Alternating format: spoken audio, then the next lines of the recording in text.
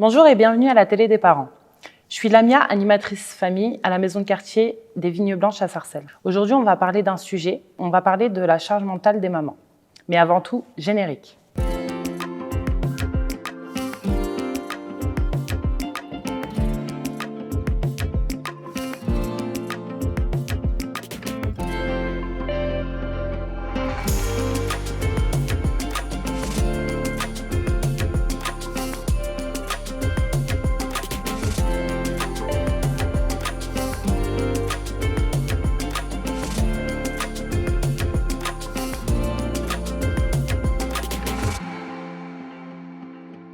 Alors aujourd'hui, on va parler d'un sujet qui est la charge mentale des mamans. C'est un sujet qui est très important pour moi parce que je suis maman de 4 enfants en bas âge aussi. Pour cela, on a des mamans qui vont prendre la parole aujourd'hui. D'abord, bonjour à toutes. Est-ce que vous pouvez vous présenter, s'il vous plaît? Bonjour, je suis Aziza, maman de 5 enfants et moi, ce que j'aime dans la vie, c'est accompagner les parents dans leurs difficultés. Merci Aziza. Bonjour, je m'appelle Amani, j'ai 32 ans, je suis maman de 4 garçons. Honnêtement, depuis que j'ai mes enfants, mes seules passions, c'est les Thermomix et les Dyson. Merci. Bonjour, je m'appelle Miada, je suis maman de 3 enfants, 14, 10 et 4. Moi, ce que j'aime dans la vie, j'aime bien cuisiner, j'aime bien faire du sport et j'aime bien rigoler aussi. Merci à vous.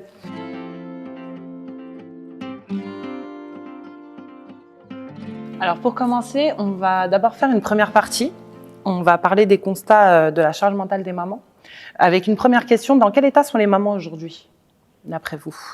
Les mamans sont fatiguées. Moi, d'ailleurs, j'ai lu un article qui est paru il n'y a pas longtemps, c'était en février 2018, donc c'est une enquête Ipsos, qui disait que 8 femmes sur 10, donc ça fait 77% des femmes, qui se disent très fatiguées parce qu'elles ont tout le temps quelque chose dans la tête à penser, à ne pas oublier. Et je pense aussi que c'est un état qui amène vers des burn-out. Donc il y a beaucoup de femmes qui sont dans des burn-out professionnellement ou même à la maison parce que justement elles ont tellement de choses en tête à penser que elles sont fatiguées en fait. On est fatigué. Voilà, c'est ça. Les mamans, elles sont très fatiguées, elles sont stressées à force de courir du matin jusqu'au soir. Je dirais l'état général des mamans, c'est la fatigue et le stress. Je dirais ça moi. Stressée, fatiguée et anxieuse de ce qui va arriver par la suite. Et selon vous, qu'est-ce qui cause le plus de stress aux mamans aujourd'hui? Le stress, c'est est-ce qu'on réussit à faire les bonnes choses? Est-ce qu'on... C'est la peur de ne pas réussir. De pas faire, en fait, le stress, on est stressé, on a peur de pas réussir, de faire les choses. C'est pour ça ça nous pousse c'est pour ça qu'on est stressé en fait. Parce que, en tout cas, je parle de moi. Moi, je suis stressée parce que quand je me lève le matin, je me dis je vais pas y arriver. Vu que je sais que j'ai beaucoup de charges, j'ai beaucoup de tâches à remplir jusqu'à la fin de la journée, je dirais j'y arriverai pas. C'est pour ça en fait c'est pour ça que... Moi, ce qui me stresse, c'est de penser qu'est-ce que je vais faire à manger. Toujours penser c'est quoi je vais faire à manger. Et quand on me pose la question, ce que tu veux. Ah ouais. Là, par contre, moi, j'ai trouvé la solution. Comme tu veux ou... je sais pas. Je sais pas. Voilà. Ah, ça, c'est la pire. Et puis la question du soir, on mange quoi? Voilà. Donc non, mais c'est stressant parce que voilà, faut penser à tout dès le matin. Là, on est d'accord, on parle bien des maris qui disent je sais pas. Et... Même les enfants. Il n'y a pas que les maris. Après, moi, c'est des petits encore. Si je leur demande ce qu'ils vont me dire McDo, c'est très facile. Oui, voilà, quick. Ouais. Voilà, c'est ça. Mais moi, le mari, c'est, je sais pas, fais ce que tu veux. Mais si je fais ce que je veux, ce que tu veux, il y a personne qui mange. Pourquoi t'as fait ça? C'est pas très bon. Mais ce qui est stressant, c'est la vie quotidienne, c'est de se lever dès le matin, préparer les petits pour l'école, penser à celle qui va passer les examens, celle qui va, qui doit trouver un stage, celle qui va, il y a la vie de tous les jours, rentrer à la maison, faire ses tâches ménagères, et puis si on travaille, poser les enfants à l'école, retourner au travail. On a 10 000 vies. En fait, on est pire que les chats. On a 10 000 vies. Ah, pas mal, les chats. Mais est-ce que c'est normal de se mettre dans ces états-là? Moi, pour ma part, je trouve que c'est pas normal. C'est pas normal de stresser et de se mettre dans des états de se mettre en pression, qu'on est stressé, qu'on n'est pas bien en fait. Je trouve que c'est pas normal parce que si la femme elle a un aide à côté, elle serait pas stressée. Donc je trouve pour moi c'est pas normal d'être stressée du matin jusqu'au soir, de pas y arriver, de s'occuper de tout, de faire tout. Et après Alors moi, contrairement à ma copine Miada, je trouve que c'est normal de stresser à partir du moment où on décide d'être parent et qu'on devient parent, maman plus précisément. C'est normal, le stress, il va nous suivre toute notre vie. Même si on fait les choses parfaitement, on va toujours être stressé à savoir si on fait bien les choses, parce que en vrai, quand on devient maman, il y a personne qui nous donne un manuel. Qu'est-ce qu'une maman? Comment être une bonne maman? Qu'est-ce qui est une bonne maman? Donc c'est normal que le stress. Il y a stress et stress parce que ce qu'on vit là c'est pas un stress normal, c'est vraiment de la pression. C'est normal de stresser, mais pas autant. Voilà. Oui. Faut réussir à. C'est normal de stresser parce que de toute façon, du moment où tu deviens mère, de toute façon, toute ta vie devient stress. Quand il est tout petit, t'as peur qu'il respire pas la nuit, t'as peur qu'il ne mange pas assez, t'as peur qu'il ne dort pas, qu'il se nourrit pas correctement. Quand il sort, t'as peur qu'il soit dans des mauvaises fréquentations. Mais je pense que le stress qu'on se donne aussi, c'est parce qu'il y a ce regard de la société. Et c'est pas normal en fait. C'est normal d'avoir ce stress, mais c'est pas normal qu'on se rende malade à vouloir à ce point-là. Voilà.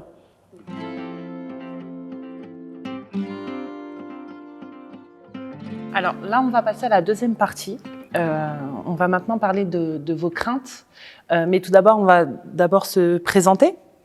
Bonjour, je suis Nesrine, maman de 2 enfants et la charge mentale me connaît. Merci Nesrine. Moi, je suis Leïla et je suis une maman de 3 enfants. Je suis agent de sécurité et j'ai toujours rêvé de faire photographe. D'accord, merci. Alors moi, bonjour, je suis Swat, j'ai 2 enfants, une fille et un garçon.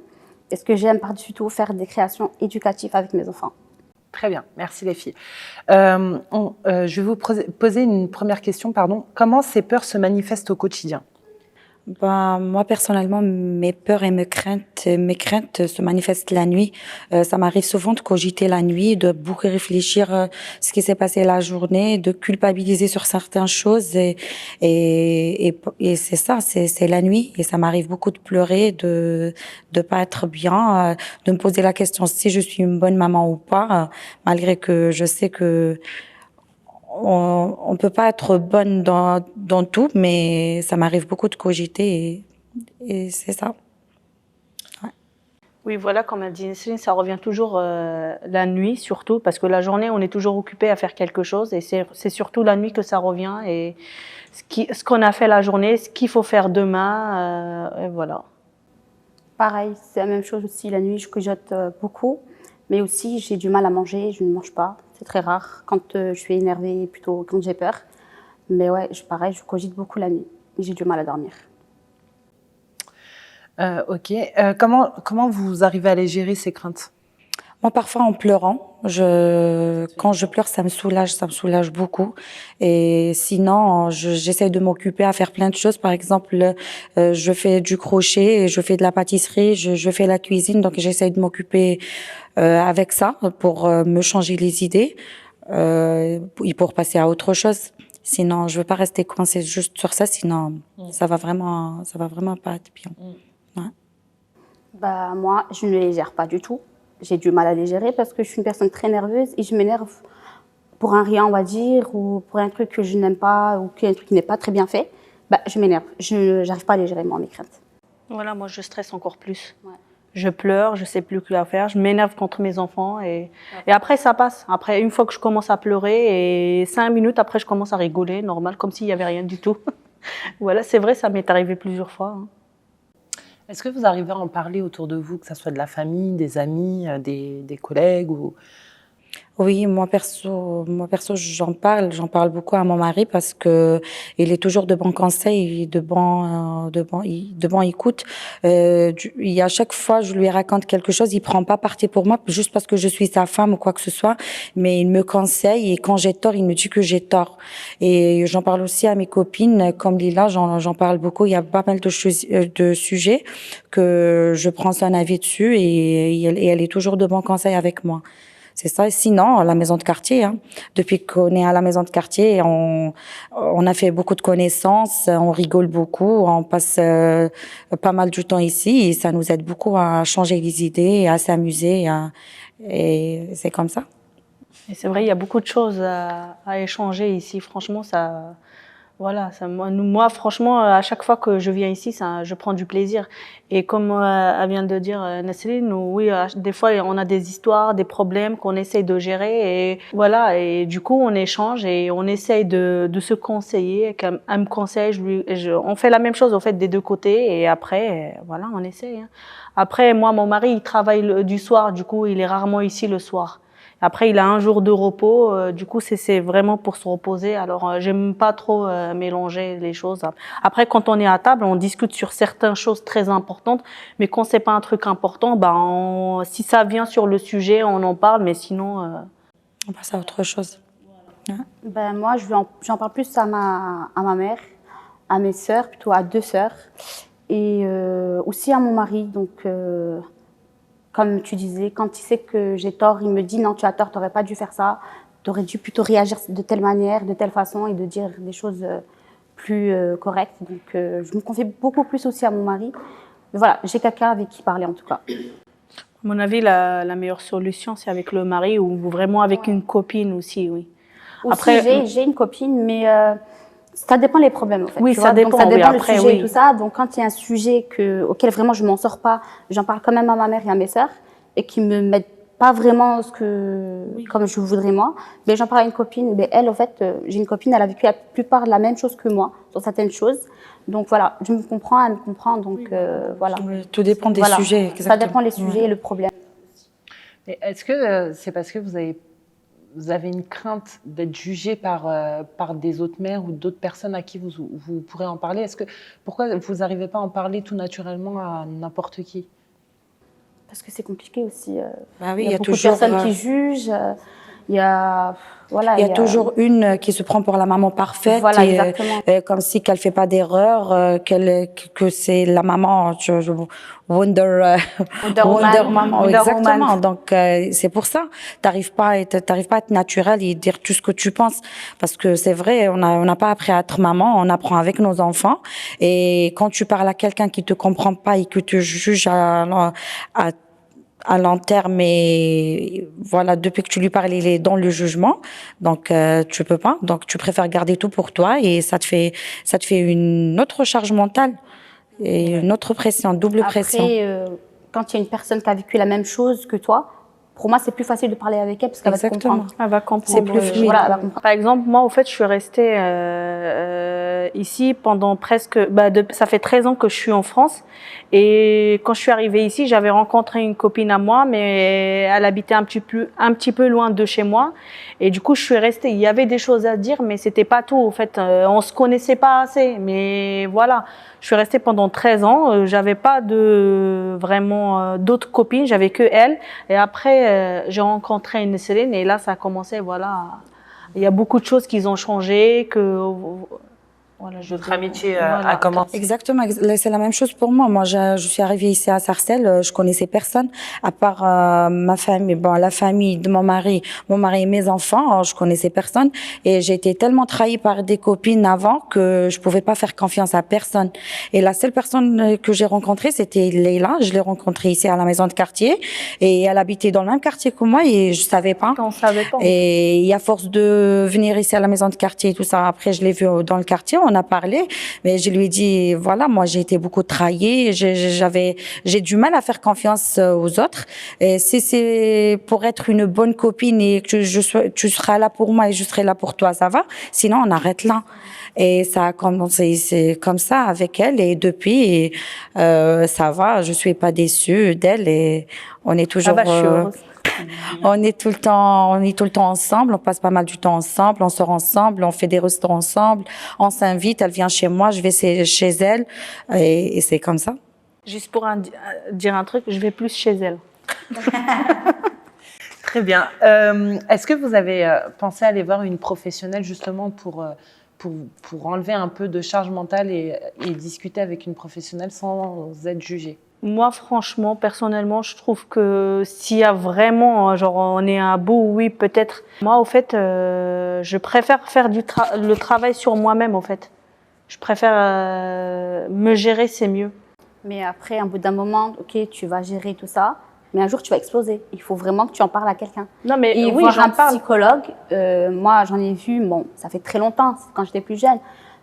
Pour te dire, ça fait vraiment du bien de parler à une personne que tu connais pas. Elle ne va pas te juger. Au contraire, elle va t'aider pour déverrouiller ces problèmes-là que tu as ou Moi, que tu franchement, ressens, tu vois. moi, personnellement, je m'en fiche si on me juge. C'est pas question qu'on te juge, c'est question de t'ouvrir. Si tu as peur de faire confiance à quelqu'un ou que tu n'as pas envie d'en parler à quelqu'un, une personne qui est son métier, une psychologue, voilà, elle te connaît pas, tu la connais pas, tu peux lui parler. C'est tenu secret professionnel, elle en parlera à personne. Et pour évacuer un peu tout ce que tu as dans le cœur, mais ça fera du bien. Et je pense que c'est bien pour toutes les mamans et pour tout le monde.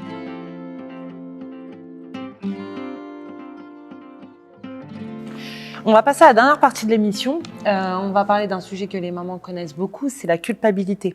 Avec une première question, est-ce que les mamans sont trop exigeantes envers elles-mêmes? Moi, je suis une maman nulle et égoïste. Comme ça, au moins, c'est clair. Non, juste couper là, parce que je trouve pas ça normal que tu dises que tu es une maman nulle et égoïste.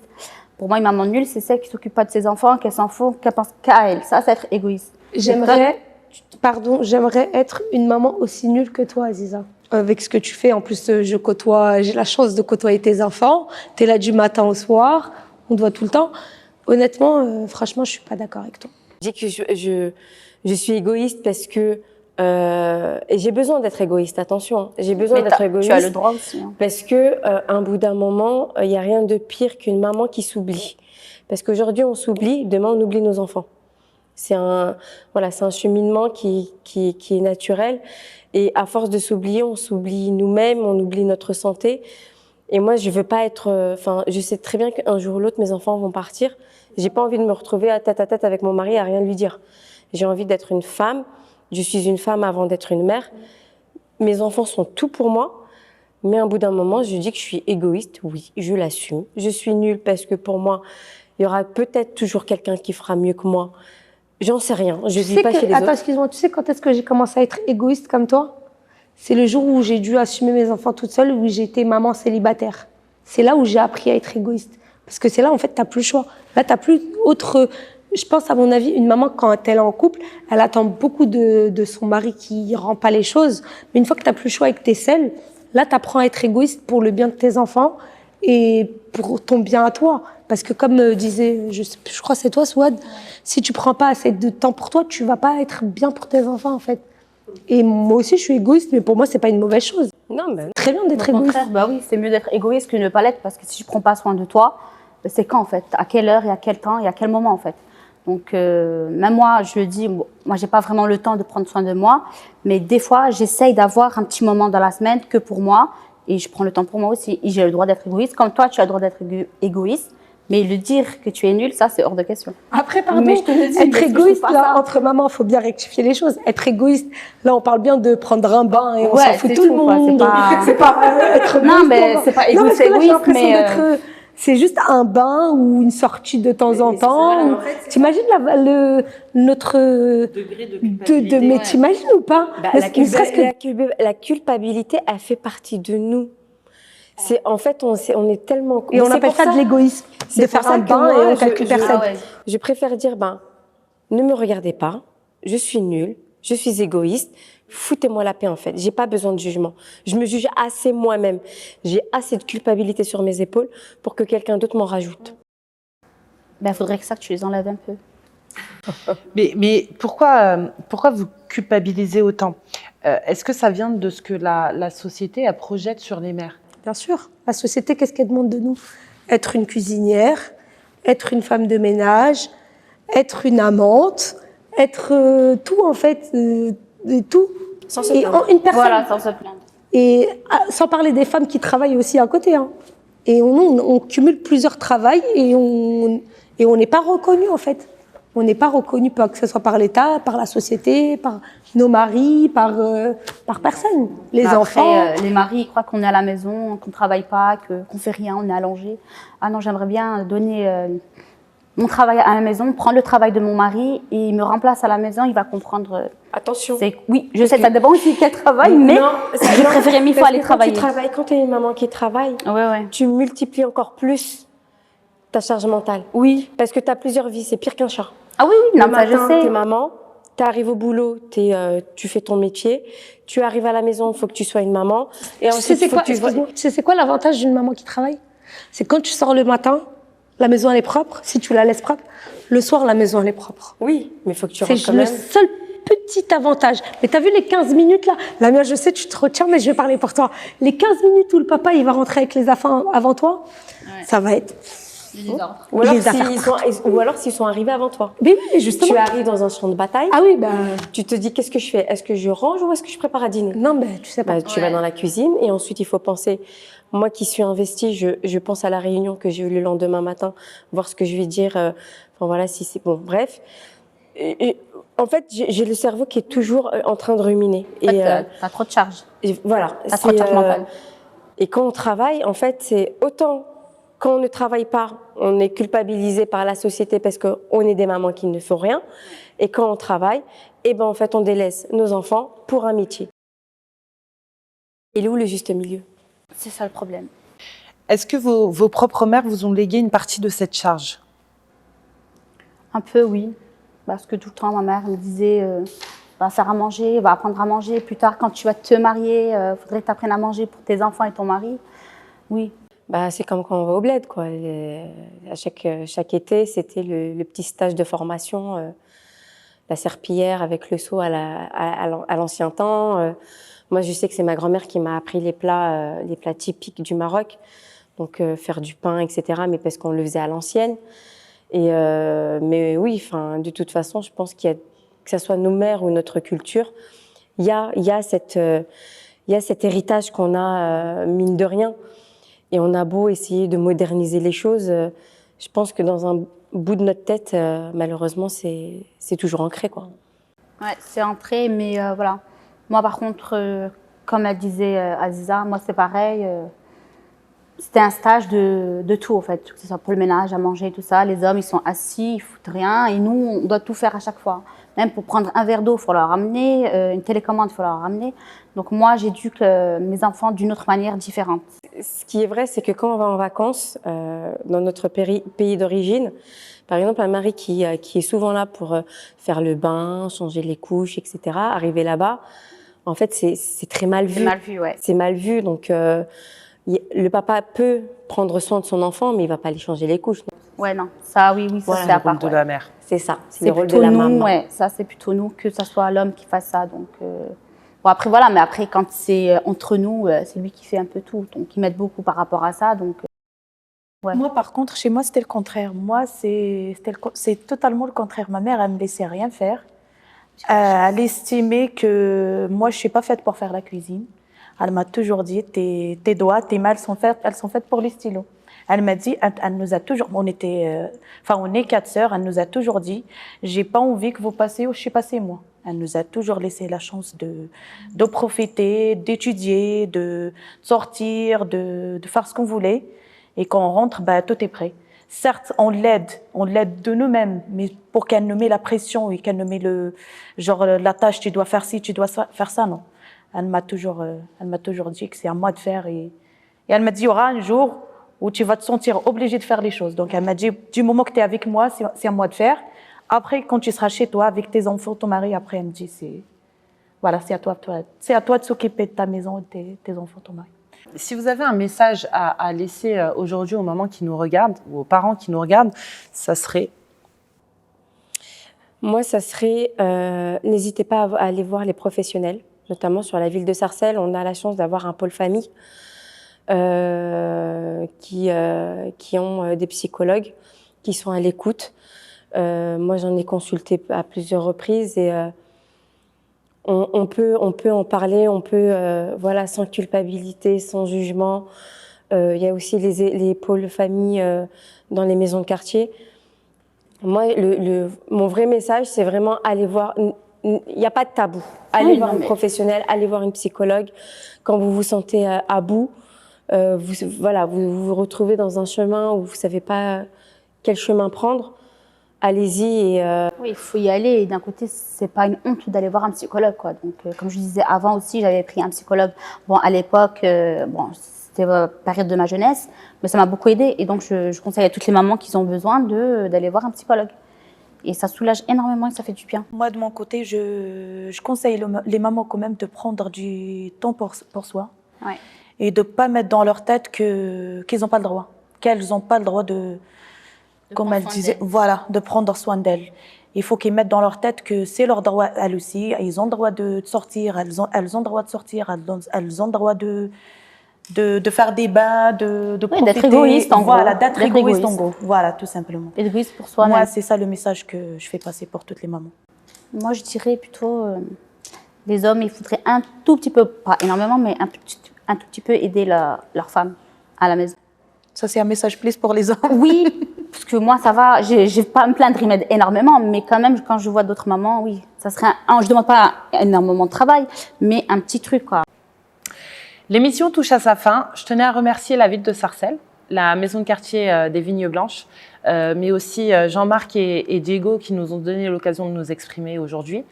Les mamans qui ont été présentes aujourd'hui, toutes les mamans qui sont parfois stressées, énervées, fatiguées et bien d'autres choses, si on devait faire passer un message, ça serait « La maman parfaite n'existe pas ».